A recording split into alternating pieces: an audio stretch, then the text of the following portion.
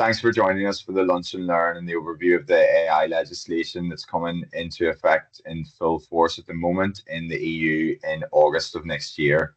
So for those of you that don't already know me, my name is Aaron and I'm a freelance HR consultant who helps HR and business leaders with all things people related. So today I'll begin with an overview of the Act. I'll cover its core provisions that are based on risk level. Then I'll discuss the obligations for developers, followed by the implications for businesses, also referred to as deployers or users. And then finally, I will outline some practical strategies to hopefully assist you. So understanding the background, objectives and implementation timeline of the EU AI Act provides foundational knowledge. This section will cover the context on the legislation that's shaping AI regulation in Europe and around the world. The regulations aim to ensure that AI systems are safe, transparent, and respect fundamental rights. It applies to providers and users of AI and covers a wide range of sectors and applications. So there's safety assurance, transparency requirements, fundamental rights respect, and wide application scope. So the EU AI Act is the first major attempt to regulate AI comprehensively. It sets clear obligations for developers and users with a focus on safety, transparency, and accountability. There's some words that will keep coming up here throughout this presentation. It's a comprehensive legal framework aimed at regulating artificial intelligence systems, and it builds upon existing data protection laws and addresses emerging challenges posed by AI technologies.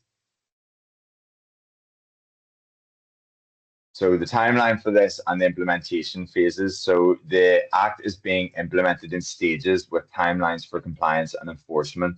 Understanding the phases helps businesses plan accordingly to meet these deadlines.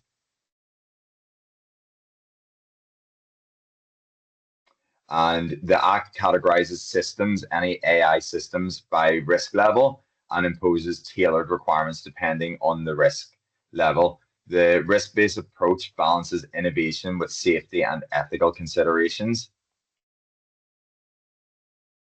And the AI systems then are classified into unacceptable, high risk, limited risk, and minimal risk. Each classification entails different levels of regulatory scrutiny and obligations.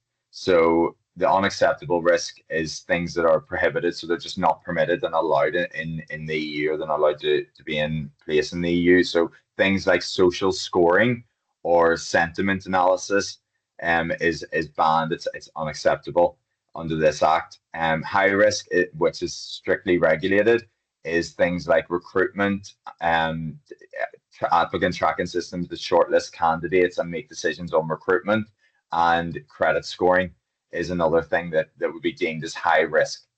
There's also limited risk then, which the limited risks have transparency obligations basically, and they're like chatbots. Mainly a chatbot would be a limited risk. And then minimal risk is no additional legal duty. So that's what the Act determines, is it has a very minimal risk, and it could be everyday AI usages, like working out what sort of preferences and algorithms for shows that you watch on TV or music that you may listen to. So the requirements then we'll start off with high risk because it's one that probably relates to a lot of the work that most people here do. The risk-based approach balances innovation with the safety and ethical considerations. So high-risk systems, they need to have robust risk management to identify and reduce potential risks that could be associated with it. Data governance, there needs to be a clear data governance process in effect that ensures the integrity, quality, and the security of the data of the system. And then human oversight is essential with this. So for example, an applicant tracking system which categorizes clients in a list of whether they meet the criteria or not, there still needs to be human oversight on any decisions that may be made. So that's an example of a high risk system.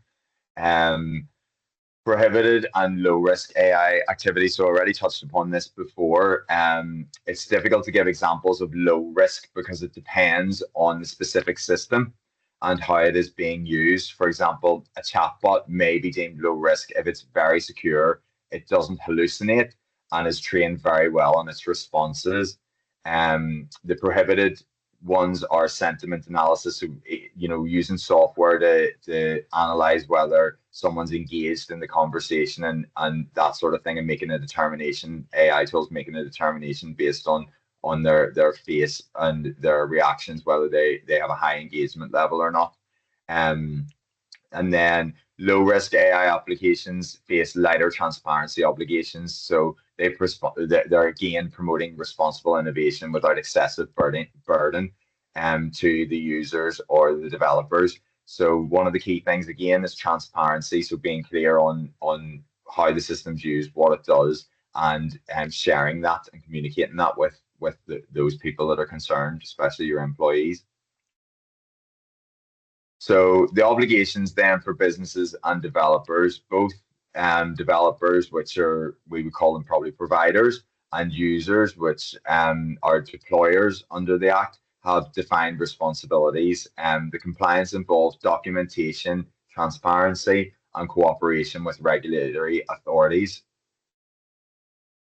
So compliance requirements then, providers must ensure that AI systems meet regulatory standards. The users must use AI as intended and report any issues. Both parties must maintain compliance records, and users should also ensure that they can explain the systems and provide staff with training on how to use them. So being transparent, and it builds trust. It just builds trust with the users and your workforce. So having transparency, documentation, and the reporting duties all known to everyone inside your organization and outside, and your users inside the organization, having clear AI information. So you need to communicate AI system capabilities and risks clearly to users, and that builds the trust. The documentation then needs to be comprehensive. It needs to follow a step process of the system, how it's used, and have like a flow so that there's full transparency on the business side of what the system does and how it operates, and any incidents that occur. So if there's anything to do with data that ends up somewhere it shouldn't or something like that, there needs to be a clear process that people inside the organization and outside can follow to raise any concerns they may have. So the fines for under the EU AI Act are higher than the GDPR. So you'll see there GDPR is 4% of annual turnover or 20 million euro, whichever is higher. Under the EU AI Act, it's 7% of global turnover, or 35 million euro, whichever is higher again. Now, there has been talks recently about whether one of these would apply only if, say, there was a data breach via an AI system.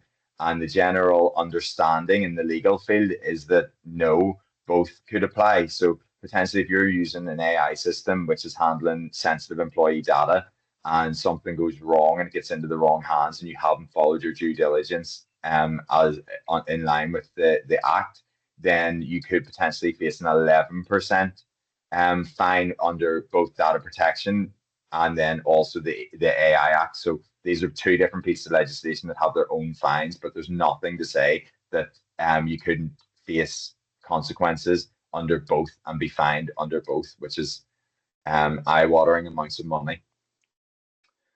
So although the UK is outside the EU, the Act's extraterritorial reach affects UK entities. So this section is going to explore the applicability and the compliance steps and business impacts for UK entities in particular.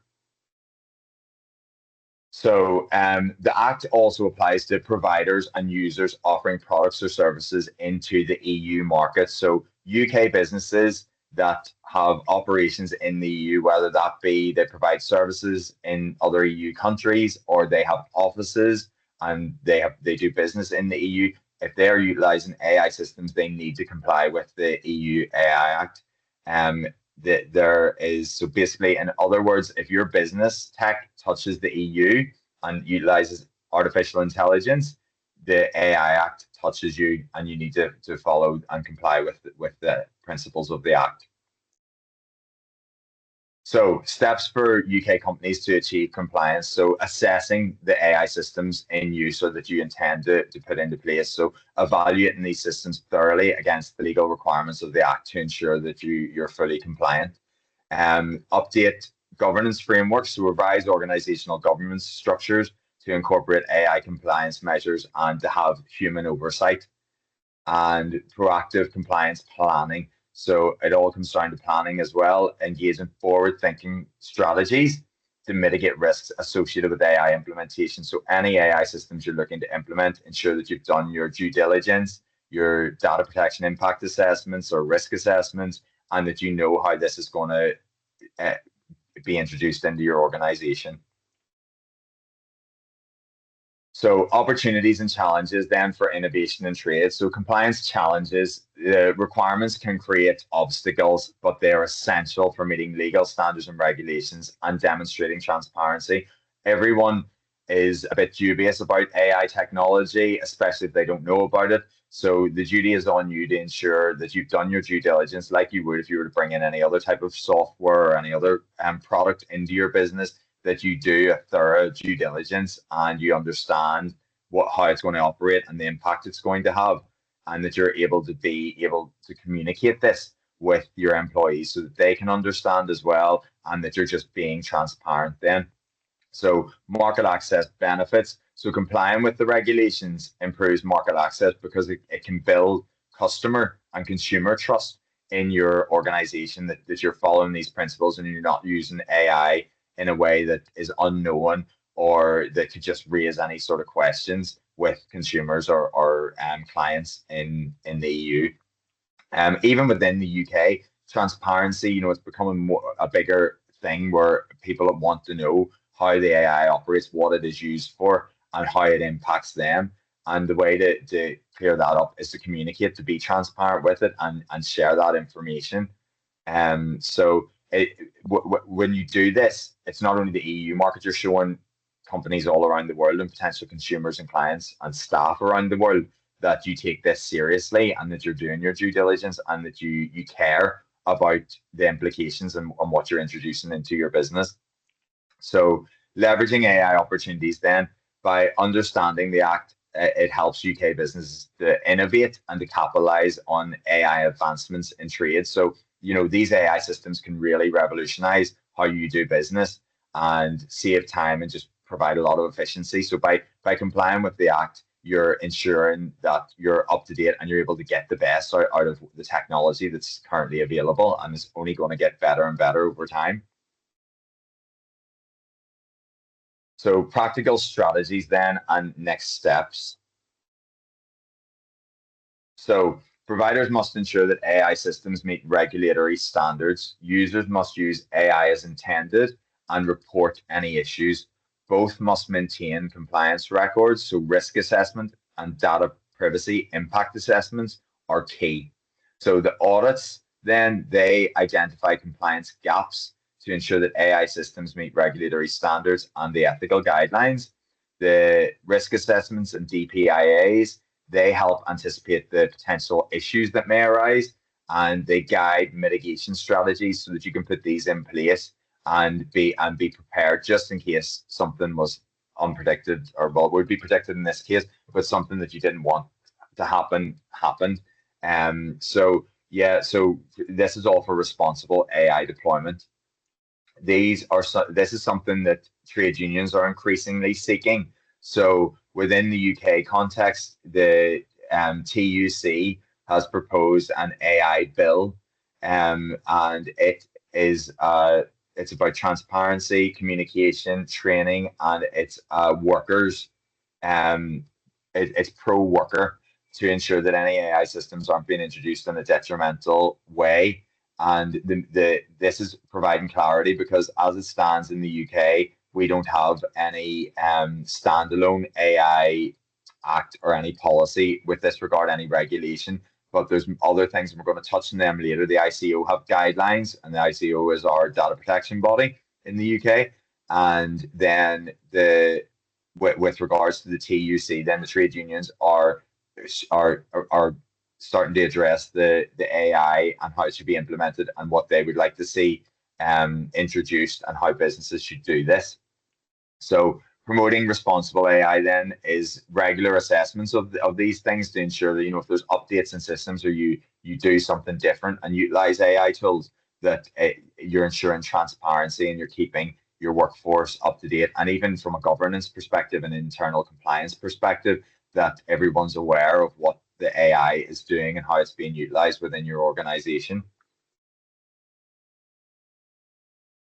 So adapting governance and internal processes, AI compliance integration. So businesses should embed AI compliance with their existing internal policies to maintain ethical and legal standards, just like we did with the GDPR. So, the EU AI Act is pretty much a GDPR, but for AI. And as you know, whenever GDPR came in across the UK and Ireland, there was a lot of work put into creating different policies and things, but it also featured in a lot of existing policies. And in all our processes and governance, we needed to ensure that data protection was being maintained in line with the GDPR and the Data Protection Act 2018 for the UK. So yeah, so with AI compliance, you want to integrate that, you want to follow a similar sort of process, and you want to ensure that everything's covered within your organization and that you're updating any policies and things that need to be updated. So employee training, that's really key when it comes to the act. As it was with GDPR, everybody undertook data protection training on the risks and what processes should be followed and get an understanding of the GDPR. The same with the AI Act, there should be employee training on how to use AI systems, and then the risks associated with them, and training provided on different things like memory function and uploading. The employees shouldn't be uploading commercial or sensitive or personal data onto an AI system unless it's closed and secure, and that would be up to your own organization to determine that. But yeah, it's like if you need to get on top of this and advise employees of what's acceptable use and what's not, because if you don't advise your employees, then and something goes wrong, then you don't really have a leg to stand on to say, you weren't supposed to do that, and this is where it's detailed, and this is where we trained you or we explained to you. At the moment, a lot of organizations don't have anything in place. They may not have introduced the AI technology or apps or systems onto their internal devices, but that doesn't stop employees using AI tools on their own personal devices as well. And potentially there's a high risk here that commercially sensitive or personal data could be uploaded onto an AI tool and could end up somewhere that's not supposed to if they're not guided on switching off train and function and what's allowed and what's not allowed. So the oversight then and accountability. So establishing oversight mechanisms guarantees accountability for it basically at all organization levels. So the oversight, just like the GDPR, there was oversight on how data was collected, how it was processed, what was done with it, where it was stored. And it's going to be similar under the EU AI Act. Organizations need to know what data the tool is using, why it's using it, and how it's processing it, and then how it comes out with the outcomes as well. So again, similar to the GDPR, there's a lot of things that overlap a little bit. So the key takeaways then from today are that obligations for high risk systems, human oversight and intervention is required with high risk systems. There has to be a human knowing how it operates and also ensuring that it's working as it should. Bias detection, mitigation, and record keeping is another obligation for high risk systems. So you need to be able to mitigate anything that may happen. There needs to be detection for any bias that may occur, and you need to keep the records on anything that happens within that system. So robust data governance, which we've covered a bit in depth, and quality control. So just ensuring that the outputs of the AI tools are being quality checked in some way, that you have a mechanism for people to report if something seems like it isn't right, so that it can be looked into further.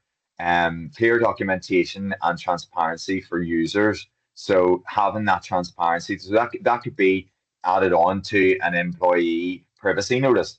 If AI tools are being used in different ways, that should be incorporated into your employee privacy notice. The first thing would be to have an AI policy. All businesses should have an AI policy, and then to incorporate other things like stuff into the privacy notices as well. You're just covering yourself. You're adding that layer of protection whilst also providing that transparency to your workforce.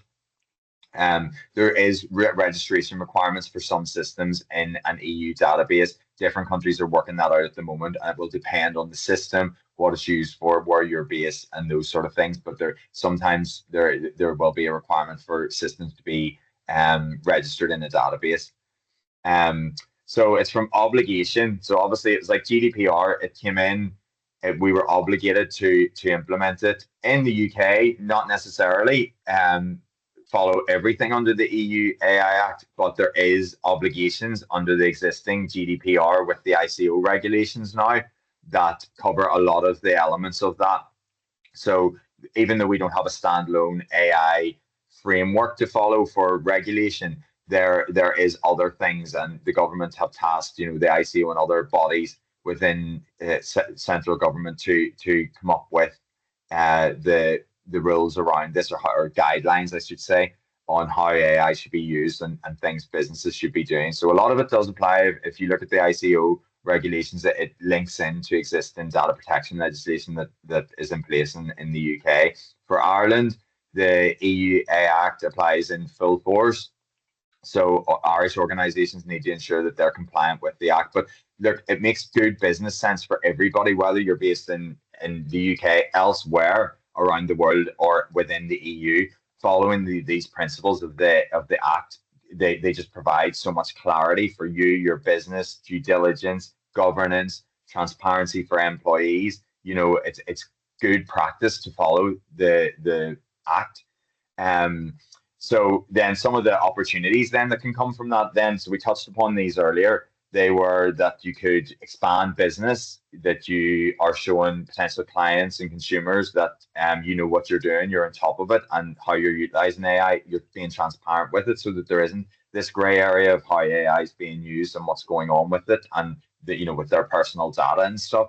The proactive compliance then builds that trust and credibility for your organization. Leaders then can turn regulation into a competitive advantage, because then if you're not operating in the EU yet, then you could expand into it because you're still complying with the legislation. So AI tools could actually enable you to expand your business into the EU a lot faster, something you maybe haven't thought of before. By utilizing the capability of AI, you could expand your business easier, or it's more easily, into the EU. It could be easier for you to do that. So like complying with the Act with all AI tools is the starting point. And then, what's next? We've all seen how these AI tools are just providing so much support in ways that we could never have thought was possible. So by complying with the Act, it's the first step, and to potentially grow in your business, it's something way bigger and across more jurisdictions than you currently operate in.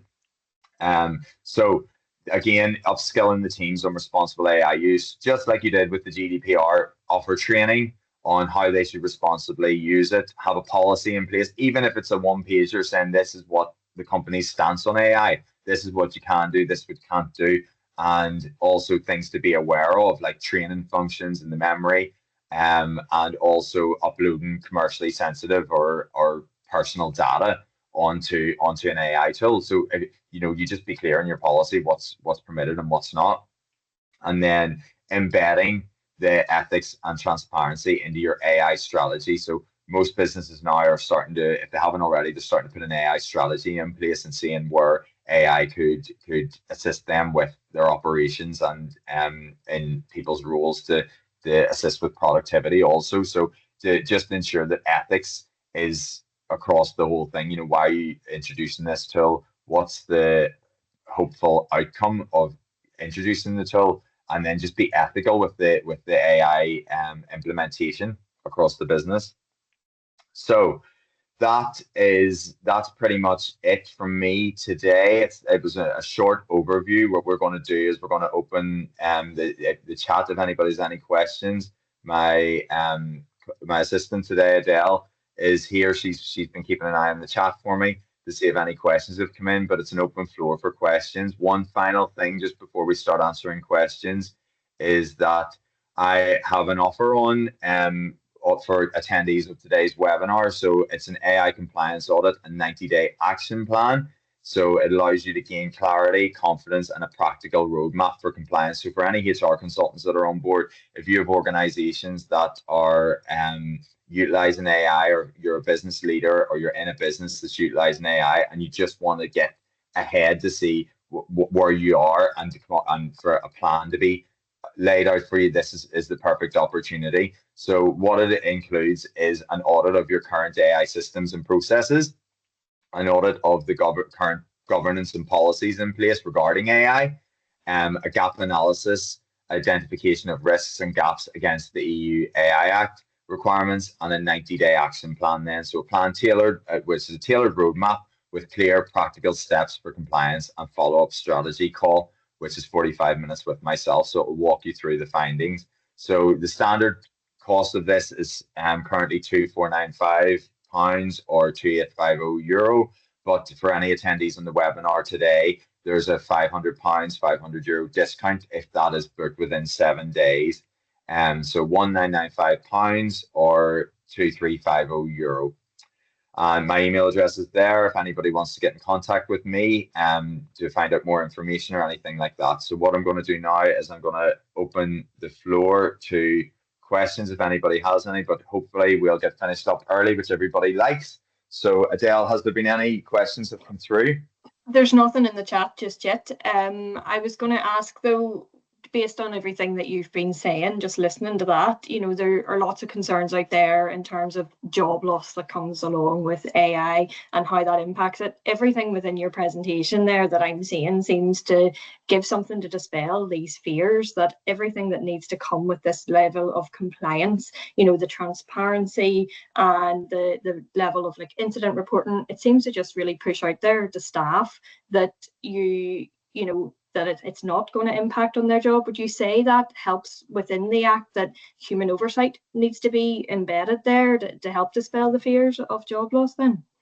Absolutely. So one of the things here at the moment is, you know, the World Economic Forum has predicted that around, I think it's nearly 80 million jobs will be lost by 2030 because of developments with AI. However, on the other hand, 170 million are going to be created.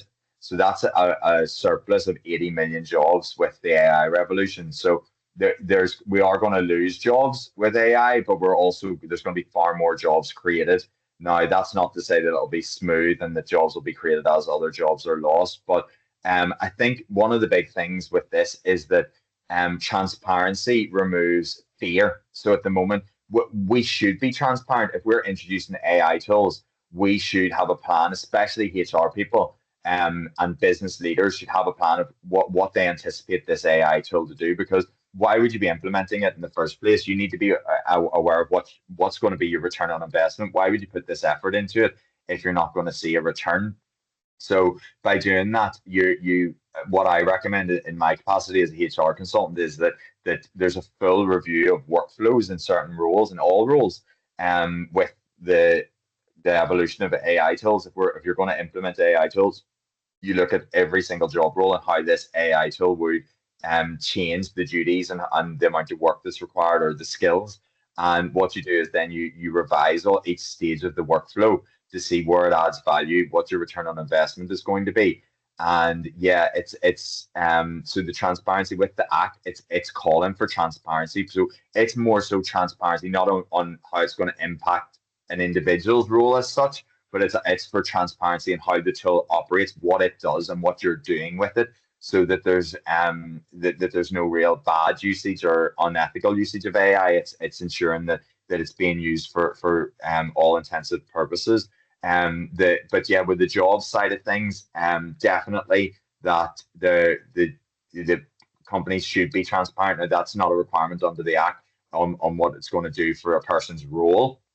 But from a HR people perspective, we should get a full understanding of what we envisage to happen, and then we should be having communications with employees, and building buy-in, obtaining buy-in from employees, as opposed to resistance, because at the moment fear leads to resistance of it. Whereas if there's communication, open and transparent communication on what this means for them, what's the benefits, what's the risks, where we see this going in the future, why are we implementing it, then being transparent and open and honest with employees about that will obtain buy-in and support to make the AI implementation a success, basically.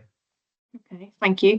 There's a question here then in the chat that is asking, how will HR AI tools for employment law compliance and risk assessment be classified under the EU AI Act? Okay, so it depends what they're actually doing. So it depends on the actual function they're doing. So employment law, it would depend if it's providing information like an LLM that's providing information on cases. If it was a closed down platform created based on information you've added in from your own organization, and it's locked down with only information from your organization, maybe on how you've handled, say, ER cases before, and what the outcomes have been, it would probably be cast as a medium risk. It all depends. There's so many nuances with it. If it's only open to people within your, say, HR department of 10, 15 people, and it's a employment law site, ER outcomes or decisions that have been made based on, was it a grievance, disciplinary for theft, disciplinary for insubordination, different things, and what the outcome was of it and what the decisions were made. If it's something that's creating that log, and it's locked down as a smaller amount of users and it's for internal purposes only, then it would be sort of a lower risk, so medium risk. But it all depends on each individual system. I'd need to know more on what the full functionality is of the system, if that makes sense. Yeah, okay, thank you. Yes, and that is all the questions. Yeah, there's just thanks there for the answer for it. So that seems to be all of the questions for everybody.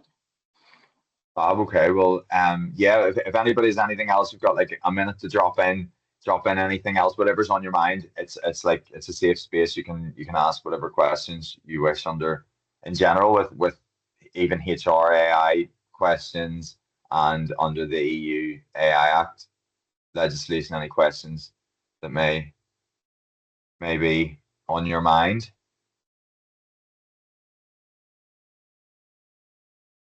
Nope, nothing coming through. Doesn't seem to be anything. Bob. Oh, here we go. Yeah, yeah, just a chat offline there. So yeah, no problem. Yeah, okay. Reach out to me and we can get something booked in. Okay, fab. Thank you all for attending. I really appreciate it. I know that you could be doing other things over your lunchtime apart from listening to me, but I hope you find this insightful and that you're taking away some information from it. And yeah, thanks again. Thank you, Adele, for being my co-host today. Thank you. And yeah, that's it from us. Great session. Thank you. Thank you.